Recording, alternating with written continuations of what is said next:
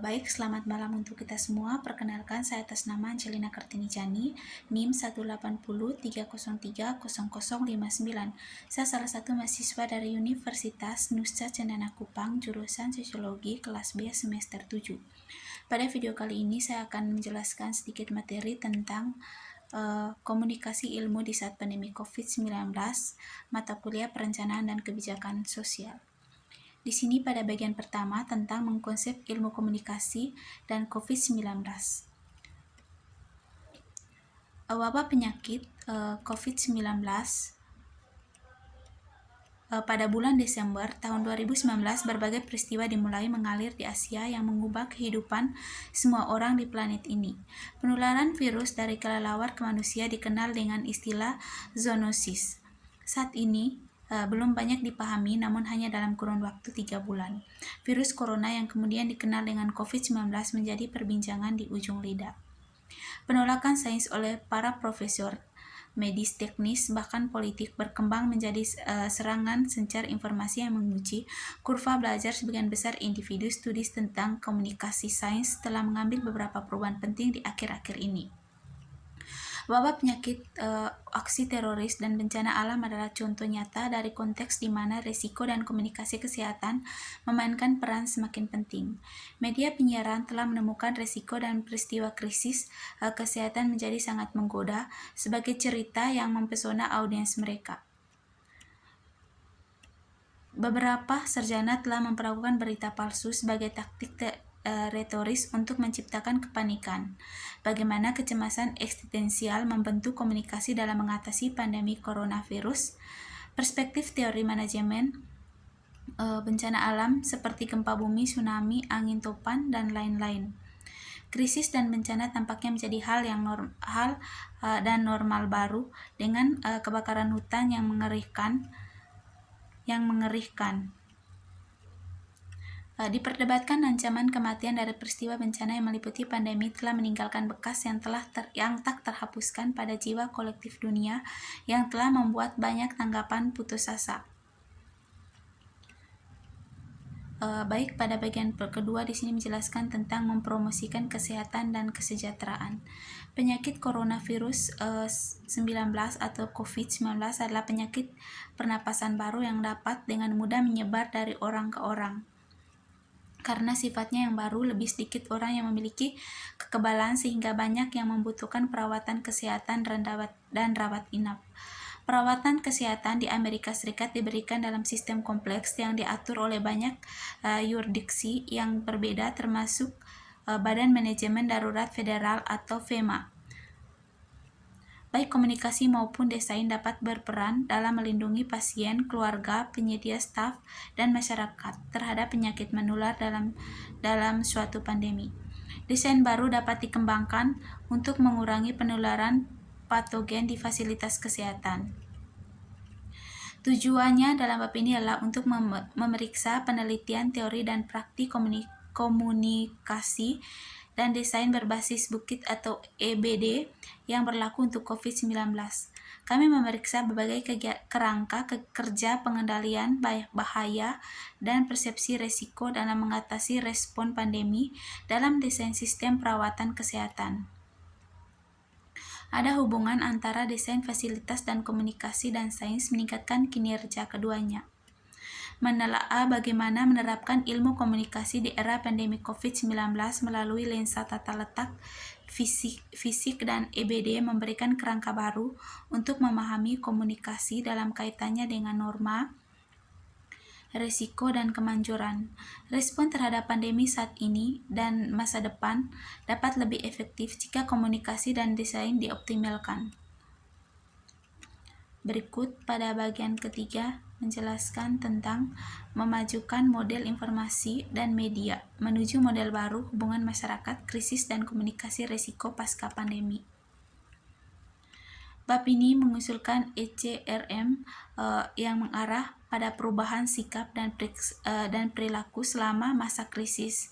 2 studi peneliti membuktikan hubungan antara kejutan dan refleksi krisis dan efek refleksi kritis pada sikap. Bab ini memajukan pengetahuan dan pemahaman tentang pesan-pesan pandemi COVID-19 serta menginformasikan komunikasi ilmiah secara lebih luas.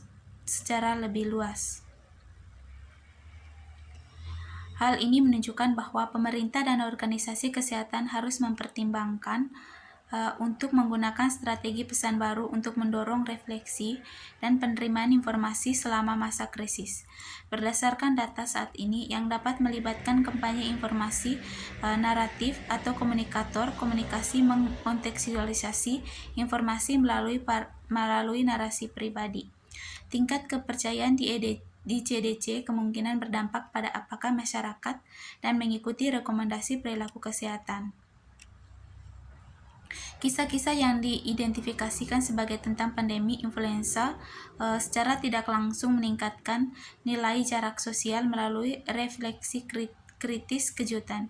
Ini menunjukkan bahwa fokus media pada kisah pandemi historis kemungkinan besar bermanfaat bagi kesehatan masyarakat. Dalam krisis di masa depan, pemerintah dan organisasi kesehatan harus mengambil dari situasi serupa dalam sejarah untuk memberikan perspektif, menormalkan respon krisis, dan meyakinkan publik bahwa krisis serupa telah berhasil diatasi di masa lalu. Sama seperti pandemi influenza yang memberikan konteks yang bermanfaat selama pandemi saat ini. Generasi mendatang dapat memanfaatkan narasi usia COVID-19 untuk meningkatkan kepatuhan terhadap perilaku preventif. Penelitian masa pandemi harus membangun argumen yang disajikan di saat ini untuk membentuk pemahaman teoritis yang lebih besar tentang refleksi kritis yang terkait dengan komunikasi. Pada bab keempat di sini menjelaskan tentang meneliti kebijakan dan kepemimpinan.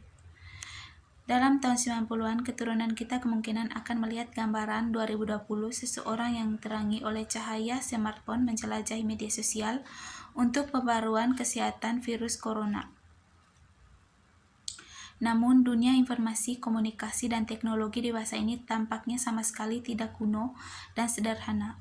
Informasi memuntahkan seperti hidra dari berbagai perangkat dan dalam berbagai format memohon upaya seperti Hercules untuk mengizinkan dan memahaminya, dan seperti hidra ular berkepala 9 dari mitologi Yunani menyebabkan teror sementara kebal terhadap kontrol fana. Lanskap kesehatan masyarakat dipenuhi pesan mengkhawatirkan tentang risiko yang ditimbulkan COVID-19 dan pendekatan tidak pasti untuk menahan penularan. Sementara aksesibilitas teknologi telah mempermudah pembuatan dan penyampaian pesan, aksesibilitas ini secara bersamaan menciptakan kabut informasi yang mengaburkan dan melembutkan. Memang diterpa gelombang informasi yang memanjiri kita setiap hari, beberapa pendapat bahwa kita menderita gangguan defisit perhatian kolektif, semakin sulit untuk menyerap, memproses, dan mengonstruksi berita dan informasi.